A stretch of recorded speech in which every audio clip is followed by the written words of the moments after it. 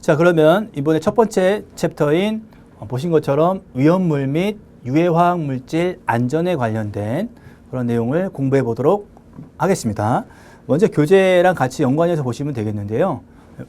보신 것처럼 합격 키워드가 있긴 합니다. 그래서 총 9가지에 대한 내용들이 좀 있는데요.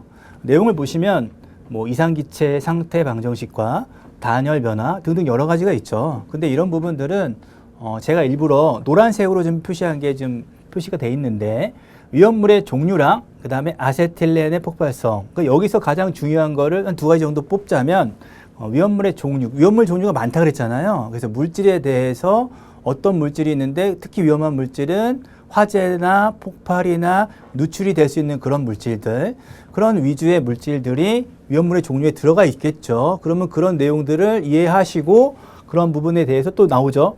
그 중에서 가장 많이 나오는 물질 중에 하나인 아세틸렌이 있습니다. 이거 상당히 위험한 물질이거든요. 폭발이 되면은 정말 큰 폭발이 일어날 수도 있고요. 그래서 이런 부분에 대해서 키워드에 대해서 더 말씀을 좀 드린 거고요. 물론 여기 보신 것처럼 뭐 하얀색으로 표시되어 있는 뭐 이상기체 상태 방정식과 단열 변화와 액화가스의 기화량과 단위환산, 흉 뭐 이런 등등등도 해당이 되어 있긴 합니다만 시험 출제 비중에서는 상당히 낮은 그런 포션에 속하긴 합니다. 그래서 기본적으로는 이번 챕터에 대해서는 위험물에 대해서만 좀 디테일하게 좀 이해하시면 되는데 첫 번째 강의에서는 그런 내용들의 기초, 위험물의 어떤 기초 이론이 있잖아요. 그래서 그런 어떤 반응식과 기본 이론들, 그런 부분들이 포함이 되어 있습니다. 보신 것처럼 위험물의 기초 화학에 대한 부분들은 이건 너무 쉽죠. 그러니까 물 생각하시면 돼요. 물은 어떻게 보면은 100도에 끓잖아요. 그러면 걔는 기체가 되는 거고 당연히. 원래 물 자체는 액체인 거고. 그럼 어떻게 되는 거예요? 고체인 경우에는 당연히 얼음 생각하시면 되겠죠. 그러니까 어떤 기체, 어떤 물질에 대한 상 변화는 기본적으로 기체, 액체, 고체 이 3가지로 구분을 할 수가 있겠죠.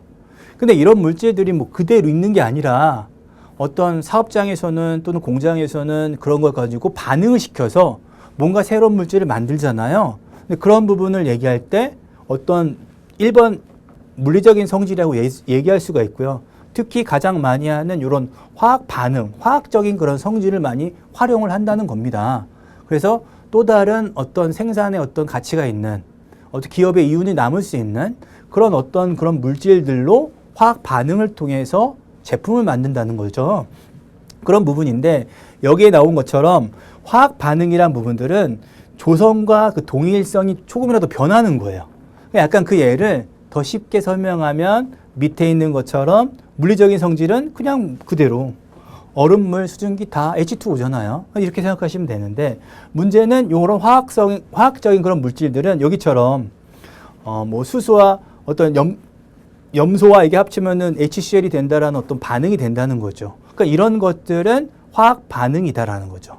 그래서 그런 것들의 어떤 화학적인 성질에 대한 부분들을 대표적으로 얘기할 수 있다는 겁니다. 그런 부분들이 가장 기본적인 어떤 이론에 대한 부분이고요. 보신 것처럼 여기 내용들이 고체랑 액체랑 기체의 어떤 특성입니다. 고체는 얼음 생각하시면 되잖아요. 일정하잖아요. 사각으로 되는 경우도 있고, 그죠? 일정하잖아요. 그 다음에 액체는 무관하잖아요. 뭐 흘리면은 막 퍼지기도 하고, 그죠? 기체는 막 다 떠 있는 거잖아요. 그러다 보니까 그런 좀 약간 무한하다는 표현을 좀 했고요. 그 다음에 부피도 마찬가지입니다. 일정하고 일정하고 여기 무한적으로 돼 있고, 그죠? 그러니까 액체가 왜 일정하냐? 컵에 담으면 일정하잖아요, 그죠? 그렇게 이해하시면 되고, 근데 이제 화학적인 성질 중에서 플랜트나 공장이나 이런 데서 가장 많이 활용하는 것 중에 하나가 이 압축성의 차이가 가장 크다고 봅니다. 보신 것처럼 고체는 어떤 압축 자체가 안 되잖아요, 그죠? 그리고 여기 보신 것처럼 액체는 뭐 압축이 되더라도 뭐 작게 되는 거고. 근데 기체는 어떻게 하는 거예요? 크다는 거예요. 그러니까 예를 들어서 이런 용기 안에 보시면 어떻게 생각하시면 되냐면 LPG나 뭐 LNG다 보면 조그만 용기들 있잖아요. 가끔 보면은 차의 뒤에다가 본배라고 해서 용기를 크게 해서 이렇게 싣고 돌아다니는 그런 차들을 보셨을 겁니다. 그런 것처럼 여기는 기체 자체를 계속 넣는 거예요. 예를 들어 수소를 엄청 많은 양들을 요 안에다가 압축을 해서 계속 집어넣는 거예요. 그럼 어떻게 해요? 압축이 되니까 어떻게 되는 거예요? 압력이 상승되겠죠. 그런데 압력이 상승되니까 그만큼 위험하겠죠. 보통 아까 말씀드렸던 용기나 봄배나 이런 데가 용기가 100kg가 넘거든요. 그런 것처럼 압축성이 크다는 게 기체의 가장 큰 장점인데 이거를 화공 플랜트나 어떤 사업장에서 가장 많이 활용하는 겁니다. 그런 것들이 이제 이 크다는 그런 부분들이 좀 있고요. 미시적인 어떤 성질들은 여기 있는 내용처럼 참조하시면 될 것 같습니다. 자, 그러면 볼까요? 물질의 종류입니다. 물질은 그냥 기본적으로 순수한 물질입니까? 아니면 이렇게 여기 나온 것처럼 혼합된 물질입니까? 뭐 이런 식으로 나눌 수가 있겠죠. 그리고 얘를 다시 뭐 균일한 물질입니까? 또는 불균일한 물질입니까? 아마 이게 오타가 난 것 같아요. 교재는 좀 정정해 주시기 바랍니다. 불균일 혼합물로 나눌 수 있다는 겁니다. 이거는 이제 글로 하니까 좀 이해가 좀 어려우니까 오히려 이렇게 표로 이해하시는 게 훨씬 쉬울 것 같아요. 보신 것처럼 물질은 균일합니까? 안 균일합니까? 안 균일한 거 뭐라 그래요? 불균일 혼합물. 흙탕물 같은 거 막 섞여 있잖아요. 막 뒤죽박죽. 그죠? 뭐 우유도 마찬가지겠고요. 쉽게 설명해 드리기 위해서 이렇게 말씀드린 거고요. 그 다음에 이게 균일하냐? 그러면 이제 설탕물이 있는 거죠. 설탕물에다 이렇게 적게 되면은 당연히 설탕물이 되는 거겠죠. 근데 이거는 균일한 물질입니다. 근데 이제 불균일 혼합물은 별로 그렇게 사용을 뭐 많이 안 하는 경우가 있는데 균일 물질은 보시면은 조성이 변할 수가 있습니까? 그래서 조성이 변할 수가 있느냐 또 조성이 변하지 않느냐에 따라서 여기 보시는 것처럼 순물질, 물 생각하시면 되죠. 근데 순물질은 더 디테일하게 더 나옵니다. 어떻게 돼요? 분리될 수 있어요? 분리 안 될 수 있습니까? 라고 해서 원소라고 하는, 그죠? 얘를 H2O라는 거를 분리를 하면 H랑 O가 나오겠죠. 근데 얘를 합쳐요. 그러면 H2O가 되겠죠. 그럼 물이 되겠죠. 그럼 걔는 화합물이 되는 거고요. 걔는 순물질 이렇게 가는 거죠. 근데 그거를 하나하나 원소로 빠지면 걔는 H랑 O라고 하는 원소 단위, 가장 작은 단위가 되겠죠. 그렇게 나누겠죠. 네, 그런 부분들이 물질에 대한 부분들을 이렇게 구분할 수가 있다. 근데 뭐 시험에서는 이런 내용들이 뭐 나올 게 없어요. 그죠? 제가 이런 부분들이 나중에 별표 표시를 좀 많이 제가 하는 게 있습니다. 이거는 꼭 아셔야 되는 내용입니다. 라는 건데요. 교재는 담아있지 않지만 여기다 그 표시를 하거든요. 그래서 이런 부분들은 주의 깊게 보시면 되겠습니다. 그리고 제가 일부러 이렇게 노란색으로 표시된 거는 제가 쉽게 이해하기 위해서 추가적으로 교재에는 없지만 더 넣은 내용입니다. 그래서 그렇게 해서 참조하시면 될 것 같아요. 자, 그러면 화학 반응의 기초입니다. 그럼 화학 반응은 뭐예요? 뭔가 온도에 영향이 있고 또는 가장 흔한 뭐예요? 물리적인 인자가 어떤 게 있을까요? 그런 압력의 변화가 있고 그러니까 위험하다 그런 거죠. 온도가 정상 온도야. 압력이 어떻게 보면은 대기업과 똑같아요. 그런 경우는 어떤 그렇게 위험하다고 볼 수는 없겠지만 어떻게 보시면은 이런 온도에 대한 기본적인 기초 이론은 알고 계시면 좋겠죠. 근데 시험에는 많이 출제되지는 않습니다만 첫 번째 볼까요? 상대 온도입니다. 온도가 있잖아요. 이건 재밌는 게 뭐냐면 상대 온도라고 해서 여러분 아시잖아요. 그 0도에서 물이 끓는 점이 몇 도죠? 100도죠. 이거를 어떻게 보는 거예요? 0도에서 이게 어떻게 되는 거예요? 100도는 뜨겁다 그러죠. 0도는 이거는 별로 안 뜨거운데요? 차가운데요? 뭐 미지근한데요? 막 이런 거잖아요. 그러니까 이런 어떻게 하는 거예요? 어떤 물의 온도가 차갑습니다. 아니면 뜨겁습니다. 라고 하는 거를 뭐 시킨 거예요? 숫자화를 시킨 거예요. 어떤 수치를 한 거죠. 근데 가장 좋은 방법은 그럼 0도일 때부터 100도일 때까지니까 이게 몇 등분 할 수 있는 거예요? 100등분 할 수 있는 거잖아요. 100등분. 그럼 100등분을 하는 거예요. 그러면 그런 건 무슨 온도? 여기 나오잖아요. 보시면은 섭씨 온도 이렇게 돼 있죠. 보시면 물의 끓는 점과 어는 점을 기준해서 정한 온도를 상대 온도라고 하고요. 아까 말씀드린 것처럼 0도에서 어는 점, 0도에서 100도 사이를 100등분해서 100이니까 다 나눈 거예요. 그걸 딱 나눈 온도, 무슨 온도? 섭씨 온도 이렇게 표현을 합니다. 또 뭐가 있을까요? 화씨 온도라고 들어보셨죠? 이거는 뭐예요? 약간 범위를 좀 넓힌 거예요. 180등분. 근데 우리는 가장 흔한 건 뭐예요? 미국에서는 뭐 화씨 온도라고 표현을 많이 하잖아요. 근데 우리나라는 섭씨를 많이 쓰죠. 그래서 이런 부분들이 있고요. 근데 문제는 뭐냐면 어떤 게 문제인 거예요? 그냥 일반적인 어떤 온도를 우리가 화학 반응을 하거나 화학식을 어떻게 하거나 그런 거 할 때는 문제를 풀 때는 이런 섭씨 온도보다 어떤 온도를 많이 써요? 절대 온도를 많이 쓰죠. K라고 해서 그죠?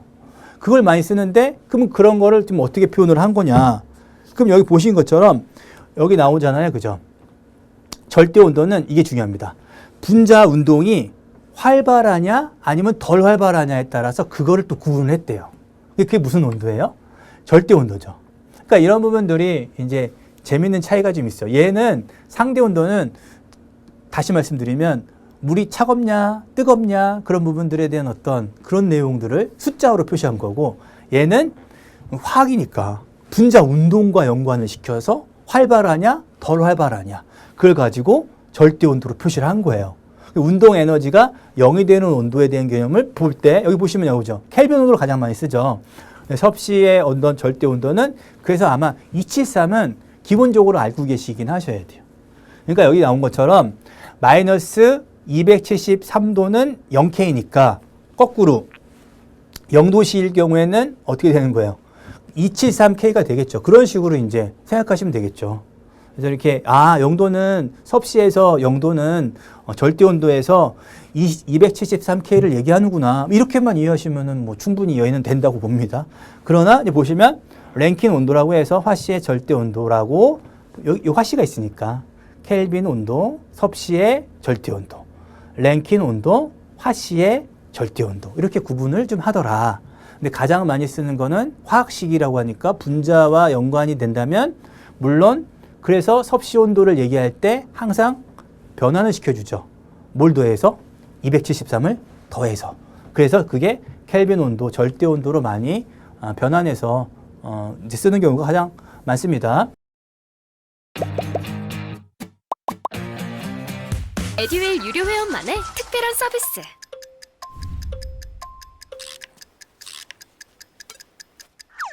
하치하차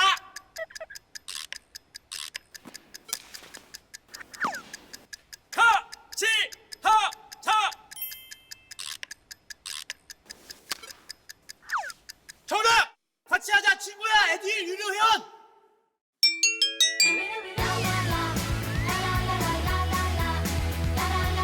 친구 소개하고 현금 받는 혜택. 오직 에듀윌 유료 회원에게만. 에듀윌.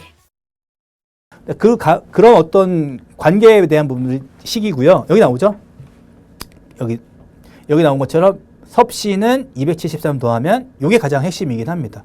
물론 이것도 얘랑 비교할 때 어떤 변환할 때에 대한 어떤 그런 식이고요. 그다음에 여기도 뭐 그런 식들이 비슷하게 뭐 있긴 합니다만 그렇게 뭐 많이 사용되는 건 아니고요. 그래서 가장 중요한 건 역시 섭씨 온도랑 여기 켈빈 온도라고 하는 K와의 관계는 숫자 뭐 생각하셔라?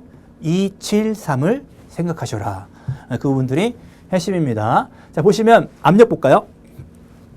온도가 있고 또 압력이 또 있잖아요. 그죠? 압력은 어떤 거 얘기하는 거예요? 보시면 단위 자체를 단위 표면적당, 여기 가장 편한 게 단위 표면적당 어떻게 보면 어떻게 여기에 면적당 어떤 압력을 주는 거를 표현을 하죠. 뉴턴 퍼 제곱미터라는 표현을 가장 많이 쓰고요. 근데 실질적으로 이런 용어보다는 실제 이제 공장에서 많이 쓰는 게 어떻게 많이 써요? 요 앞에 있는 거죠. 요 단위를 가장 많이 쓰죠.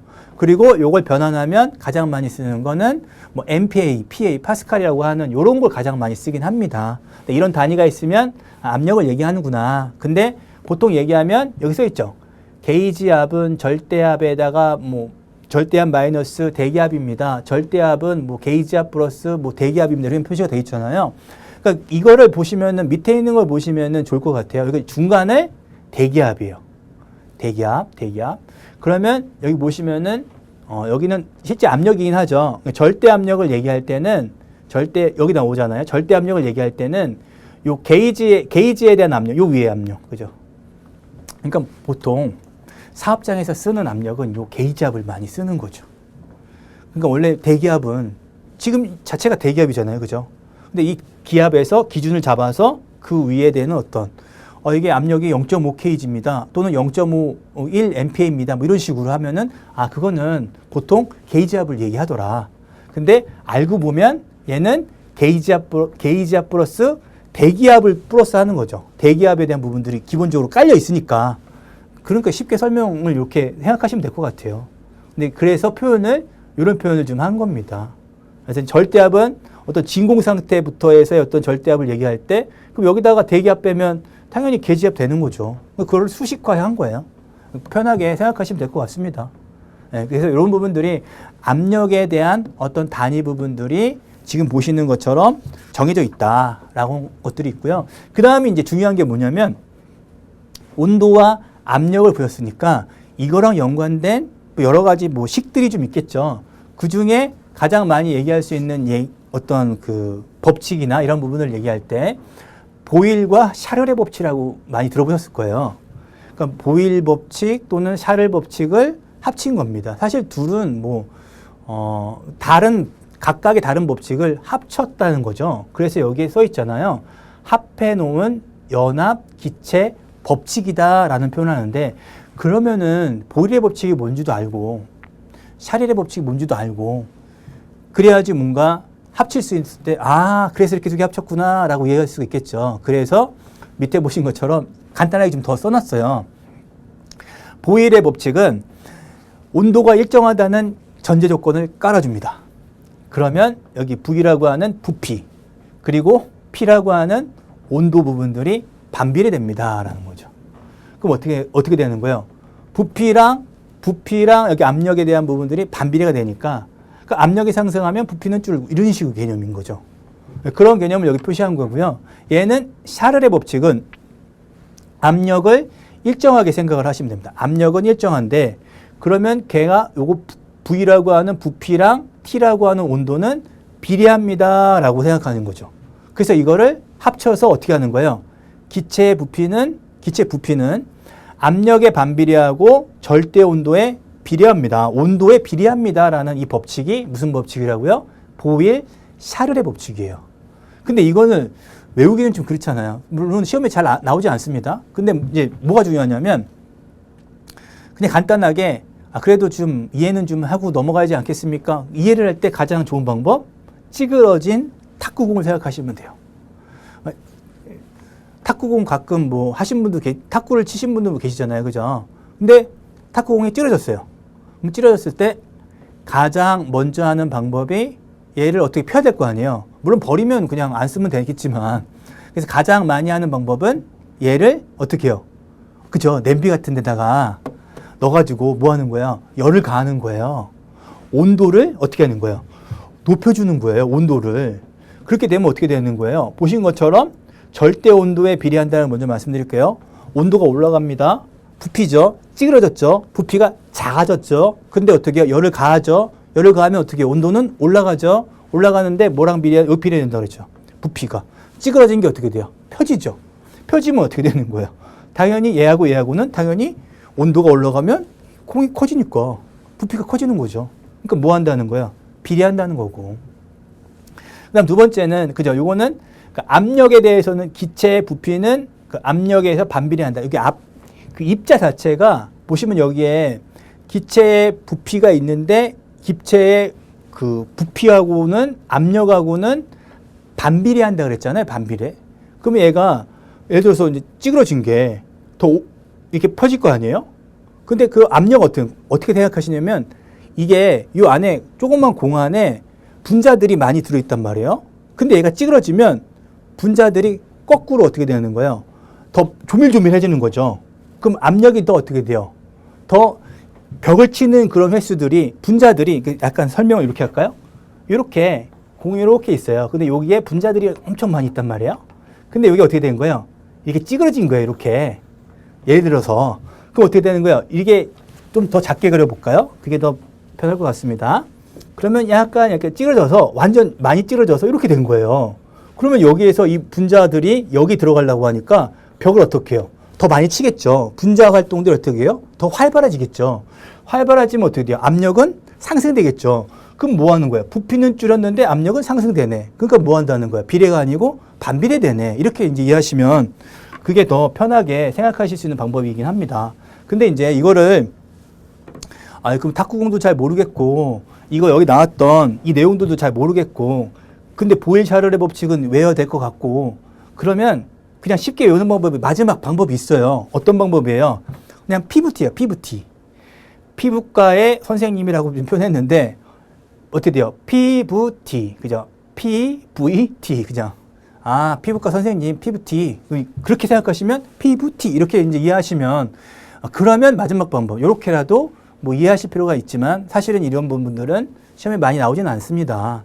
뭐 다른 어떤 자격증에서는 많이 나올 수가 있는 상황이긴 하지만 우리 과목에 대해서는 많이 나오는 그런 출제 문제들은 아니다. 근데 기본적으로 이해하시면 참 좋다. 그렇게 이해하시면 될 것 같습니다. 두 번째 볼까요? 여기 보시면 이상 기체 상태 방정식이라고 하죠. 여기는 보면은 그 말 그대로 한번 먼저 읽어드릴게요. 기체의 압력은 기체 몰수와 온도의 곱을 부피로 나눈 값에 비례하는 것을 표현한 식이다. 외우기도 그렇잖아요. 그죠? 이것도 마찬가지입니다. 그래서 가장 많이 알고 계시는 것은 PV는 nRT. 많이 들어보셨을 거예요. 여기 나오잖아요. PV는 nRT. 그죠? PV는 nRT. 이런 거 많이 들어보셨는데 그 얘는 어떤 법칙이냐면 앞에 나왔던 여기 써 있죠. 유도하는 방식이 보일-샤를의 법칙과 하나의 법칙을 더 짬뽕시킨 거예요. 아보가드로의 법칙이라고 해서 교재의 밑줄 보시면은 이응으로 돼 있어서 아보가드로의 법칙이 있습니다. 그럼 이 얘기는 뭐냐면 0도씨 1기압에서 기체 1몰의 부피가 22.4다라고 하는 거죠. 그러면 뭐 하는 거예요? 일정한 온도와 압력에서 기체의 부피는 몰수에 비례합니다라는 거예요. 비례한다는 거예요. 비례한다는 표현을 여기다 쓴 거예요. 그러니까 기체의 부피랑 여기죠. 기체 부피 V랑 이 몰수라고 하는 N이랑 비례를 합니다. 그래서 아까 나왔던 비례되는 그런 방식, 비례되는 부분들과 연관해서 이렇게 생각하시면 되죠. PV 이렇게 니은에서 써볼까요? 간단하게. 그러면 이렇게 PV가 있었죠. 그리고 아까 PV 뭐였죠? 보일-샤를의 법칙? PVT, 그죠? 피부과 선생님, 그죠? T를 여기다 넣는 거죠. 그럼 뭔가 어떤 상수적인 값이 될 수가 있겠죠. 근데 얘를 K라고 하면 얘를 어떻게 하는 거예요? 일로 옮기는 거예요. 그럼 여기가 T가 되는 거죠. 그리고 이 부피는 아까 나온 것처럼 이상기체 어떤 그 상태 방정식에다가 플러스해서 아보가드로의 법칙을 추가한다 그랬죠. 여기는 뭐랑 비례한다 그랬어요? 몰수랑 비교한다 그랬죠. 그럼 몰수면 N이죠, N. 그럼 N이고. R은 뭘로 바꾼 거예요? 여기는 R로 바꾼 거예요. 그럼 T는 여기로 빠지고 요 K를 자체를 몰수랑 비례하고 K는 요거를 뭘로 바꾸는 거예요? R로 바꾼 거죠. 그러면 N, R, T. 그럼 결론은 뭐예요? PV는 nRT. 이렇게 나오는 거예요.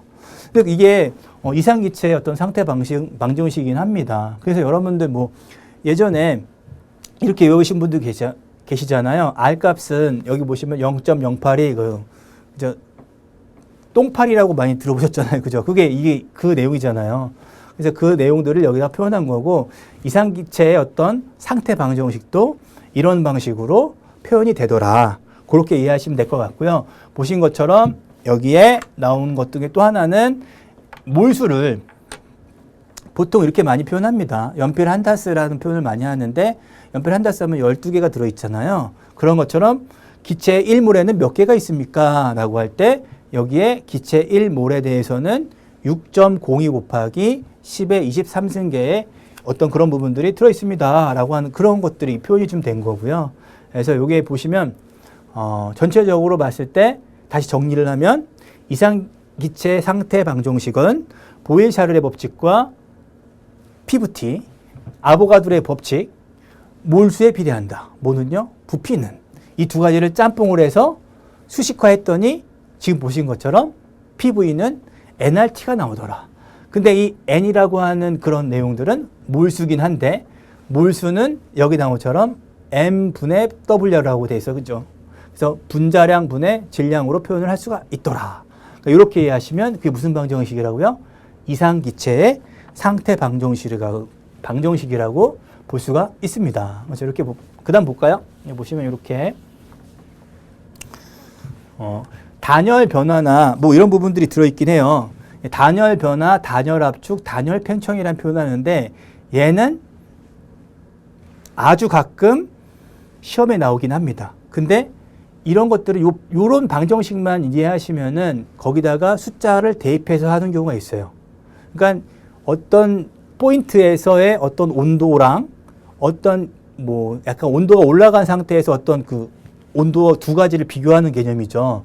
T1이 있고 T2가 있으니까 V1이 있고 V2가 있으니까 R 같은 경우는 비열비라고 하는데요. 보통 얘는 시험 문제에 정해져 있긴 합니다. 가끔 나오긴 하는데 그 값을 여기 단열 변화라는 표현을 해서 여기 표현된 것처럼 주변 계와의 열교환이 없는 상태에서 온도 변화 시 기체의 부피와 압력의 변화에 대한 부분들을 수식으로 나타낸 부분이에요. 그래서 아주 가끔 이 시험 문제가 나오긴 하는데 다 기본적으로 어떤 그 데이터들은 나와 있더라. 근데 요거다 대입만 하시면 된다는 거죠. 이런 것들은 시험 문제 나오면은 그때 한번 더 설명해 드리도록 하겠습니다. 듀엘 유료 회원만의 남다른 서비스.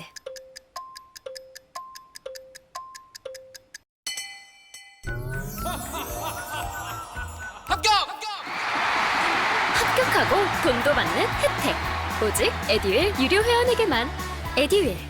무료 합격!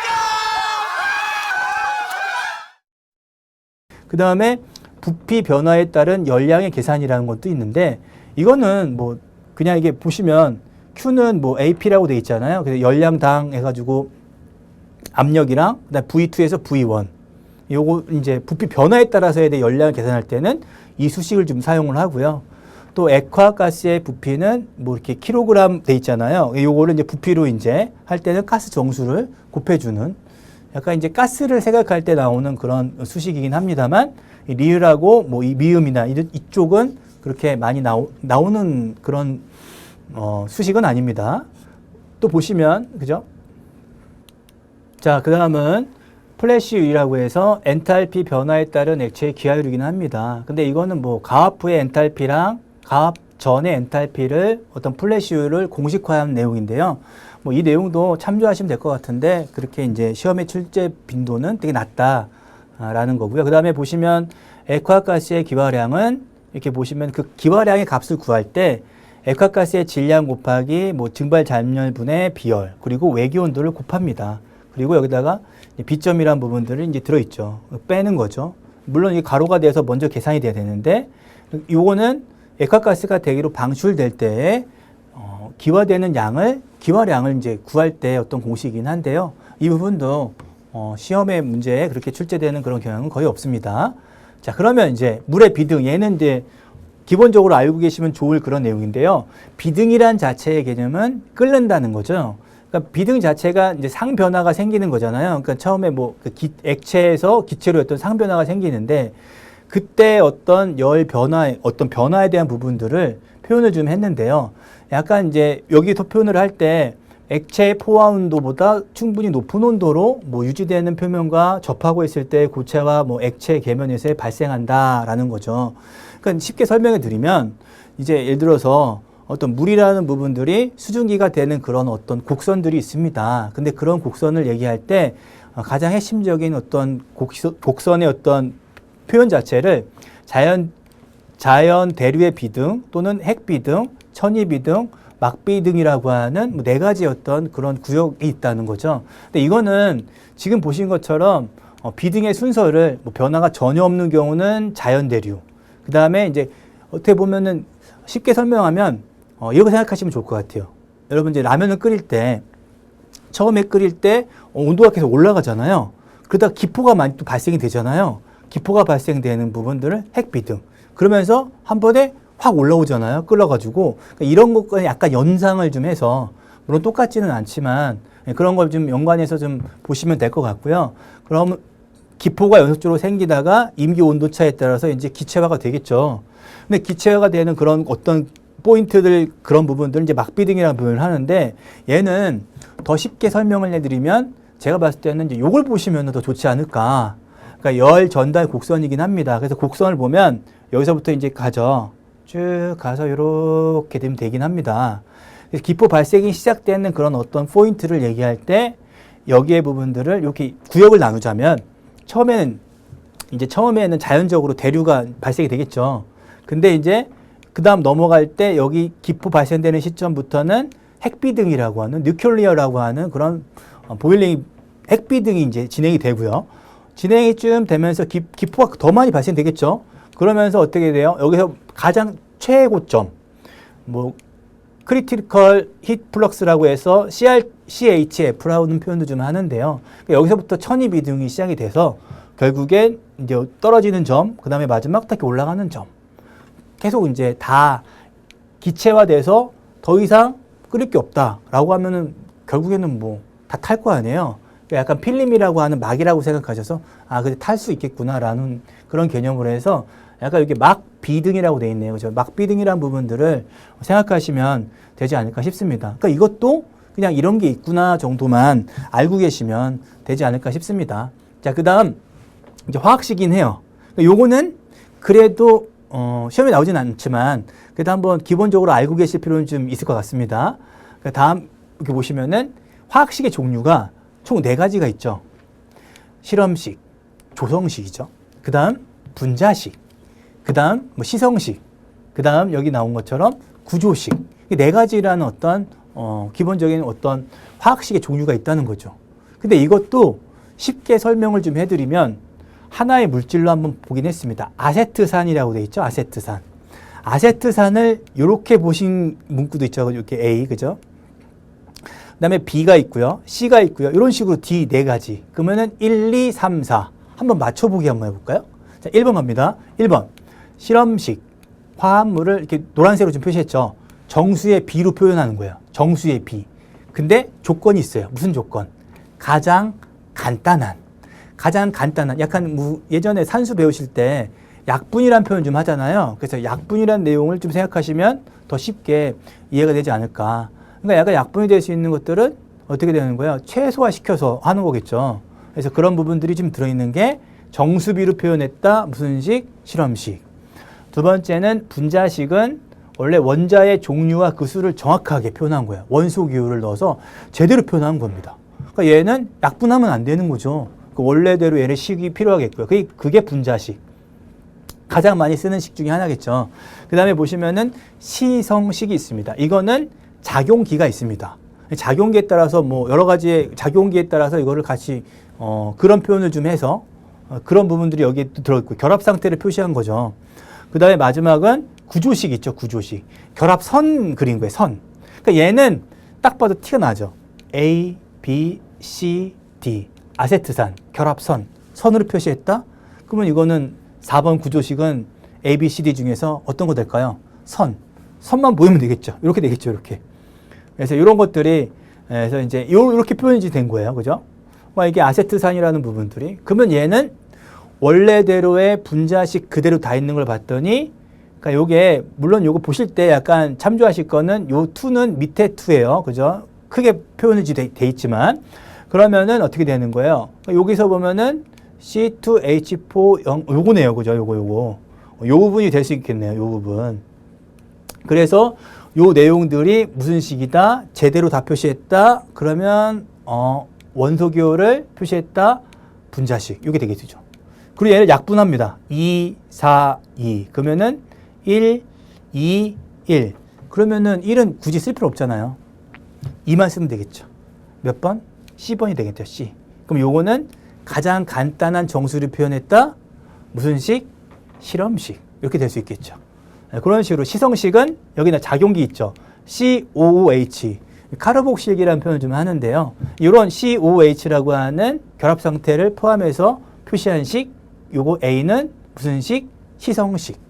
이렇게 이해하시면 될 것 같고요. 그래서 이제 종류를 4가지로 좀 나눠져 있다. 그렇게 좀 이해하시면 될 것 같습니다. 자, 그 다음 보시면 이제 반응을 하게 되죠. 근데 이 반응도 솔직히 이제 우리 산업안전기사의 화학사비 위험방지 기술에서는 그런 반응식 자체를 많이 외워야 되는 게 좀 몇 개가 있긴 합니다. 근데 기본적으로 볼 때 이런 거죠. 부가 반응이라고 해서 여기 나온 것처럼 부가했다는 건 뭐예요? 뭔가 더했다는 거잖아요. 그러면 A랑 Z가 합쳐져서 AZ가 됩니다. 라고 하는 거죠. 여기 표현한 것처럼 에틸렌과 염소가 반응을 해서 이건 반응물이 되겠죠. 반응물, 반응물. 결국엔 합쳐져서 생성물, 염화, 에틸렌 이렇게 되는 거예요. 그래서 그런 부분들을 두 개 합쳐져서 뭔가 또 다른 그런 물질들이 새로 생기는 생성되는 물질 그런 것들이 나온다. 그러면 얘는 부가 반응이다. 다만 얘랑 원소기호가 다 포함이 되어 있죠. 부가 반응. 근데 분해 반응이 있죠. 분해 반응은 어떻게 생각하시면 돼요? 거꾸로 생각하시면 되죠. 그러니까 이제 물질 자체를 뭐 가산화수소나 이런 것들이 그러니까 물이라는 표현과 이렇게 두 가지 나눠지는 케이스를 분해 반응이라고 좀 표현을 좀 합니다. 결론은 하나의 물질이 결국에는 둘 또는 그 이상으로 뭐하는 것들, 분해하는 것들. 그러니까 말 그대로 나눠진다고 생각하시면 되겠죠. 원래 하나의 화합물이. 그게 분해 반응이라고요. 그 다음에 단일 치환 반응이라는 표현 좀 하는데요. 여기서는 표현을 할 때 뭐 하나의 화학물과 또는 수용액으로부터 다른 금속 또는 수소를 치환하는 형태인데요. 요게 가끔 애매하죠. 왜냐하면 보신 것처럼 얘는 두 개 합쳐서 나오는 거고 그런데 얘는 밑에 볼까요? 여기 뭐 탄화철과 수소가 합치면은 CH4가 발생이 돼요. 그러니까 이런 것들은 전혀 색다른 물질들이 새로 나오는 거예요. 그래서 이게 수소는 뭐 고온 고압에서 뭐 이렇게 강중의 어떤 탄소와 반응해서 메탄을 생성하긴 합니다. 그래서 이런 것처럼 생성하는 그런 차이에 따라서 좀 이제 이런 부분들이 좀 애매할 수 있는데 이런 것들은 좀 알고 계시면 좋을 수가 있겠죠. 근데 이게 나오는 게 아니라 실제 이제 그런 반응식이 된 부분들은 다음번에 할 때 그런 것들이 추가적으로 나옵니다. 그 다음 또 보시면은 이제 화학 이중 치환 반응이라고 해서 여기 나오죠. 서로 교환돼서 완전히 다른 화합물로 생성되는 반응. 그 다음에 중화 반응도 있습니다. 산과 염기. 뭐 중화 반응은 뭐 기본적으로 뭐 산과 염기라고 생각하시면 될 것 같고요. 그 다음에 이제 가끔 시험에 나올 수 있는 것들이 이 중합 반응이긴 합니다. 중합 반응. 중합 반응은 왜 위험하냐? 여기 나온 것처럼 간단한 분자들이 서로 결합을 합니다. 결합을 해서 고분자의 물질이 발생이 되다 보니까 이런 물질이 중합 반응이 돼버리면은 엄청 큰 폭발이나 누출이나 이런 게 발생될 수가 있겠죠. 그러니까 위험한 그런 중합 반응을 얘기하는데 그 얘기를 할 때는 뭐 단량체가 촉매 등에 반응해서 다량체를 만든다. 약간 더 디테일하게 설명하면 아까 말씀드린 것처럼 간단한 분자들이 결합을 해서 여기 보시는 것처럼 거대한 고분자의 물질을 생성한다. 그래서 위험하다. 라고 하는 것들이고요. 그래서 그거에 대한 내용들이 나온 게 여기 보신 것처럼 스타일렌이라는 분자가 또 다른 스타일렌과 합쳐집니다. 고분자가 발생이 되겠죠. 결합해서 폴리스타일렌이 형성이 되는데 이런 경우 중합 반응이 되면 되게 위험한 물질이 될 수 있다는 거죠. 그런 내용들이 들어있는 게 여기 나오는 중합 반응이었습니다.